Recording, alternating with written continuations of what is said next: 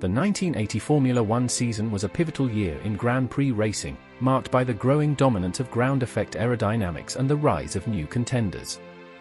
The season saw a mix of innovation and evolution across several teams, with cars that have since become iconic. Here's a look at some of the most notable machines from that season.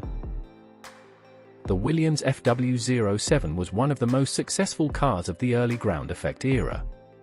Designed by Patrick Head, the FW07 was heavily influenced by the Lotus 79 but refined for reliability and performance. In its B and C evolutions, the FW07 dominated the 1980 season, securing both the Constructors' and Drivers' Championships, with Alan Jones. It featured a Cosworth DFV V8 engine, a simple but effective monocoque, and well-developed side skirts for maximum ground effect. The Ligier JS11-15 was an updated version of the JS11, carrying over the car's aggressive ground effect design. It was fast and competitive in the early part of the season, with drivers like Jacques Laffite and Didier Pironi securing several podiums. However, the car struggled with reliability and handling as the season progressed. Still, it helped Ligier finish as one of the stronger teams of the year. Designed by Gordon Murray, the Brabham BT49 was introduced late in 1979 and became Brabham's main challenger in 1980.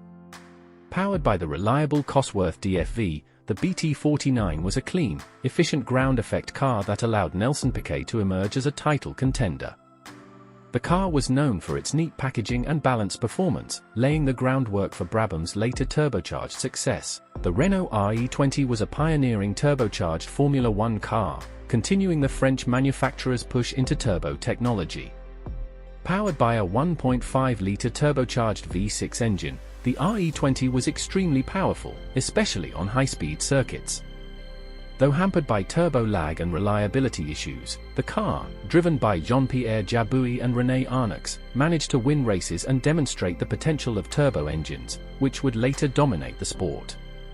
The Lotus 81 was a transitional car, as the team struggled to follow up the revolutionary success of the Lotus 79.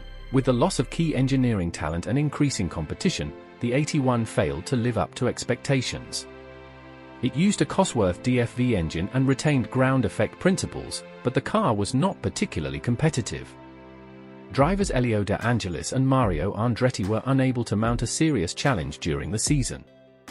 Ferrari's 312T5 marked the end of the legendary 312T series, which had brought the team much success in the late 70s. However, the T5 was outdated by 1980, unable to generate the necessary ground effect due to its wide flat 12 engine, which compromised sidepod design.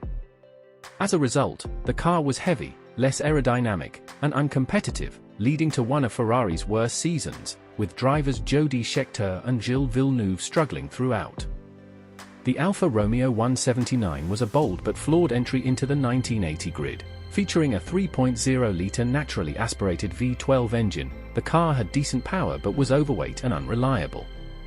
While it showed flashes of potential, particularly with Bruno Giacomelli at the wheel, it failed to deliver consistent results. The 179 struggles reflected the challenges Alfa Romeo faced in adapting to the ground effect era. About engine, the Ford Cosworth DFV 3.0-litre naturally aspirated V8 engine was the dominant power unit of the time. Introduced in 1967, it became the go-to engine for most privateer and even factory-backed teams thanks to its power, simplicity, low cost, and excellent reliability.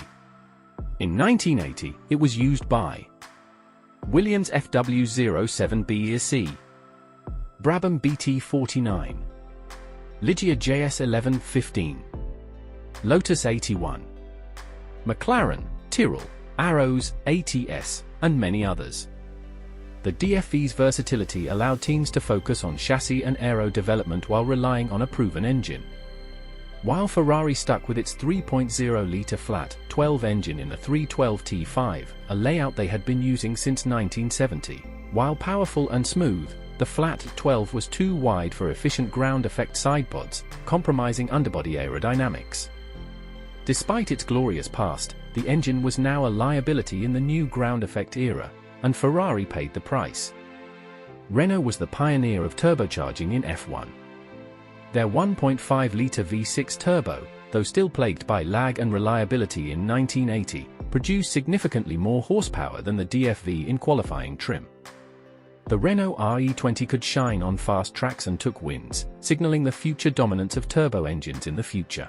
Alfa Romeo's 3.0-litre naturally aspirated V12, used in the 179, had a distinctive engine note and plenty of power on paper. However, it was heavy, thirsty, and unreliable. Combined with a chassis that struggled to optimize ground effect, Alfa's V12 engine was more of a burden than a benefit in 1980. In summary, the Ford Cosworth DFV was still king in 1980, powering most of the front runners. Ferrari and Alfa Romeo stuck to their own NA engines but struggled, while Renault was gambling on turbocharging, a move that would soon change the face of Formula One.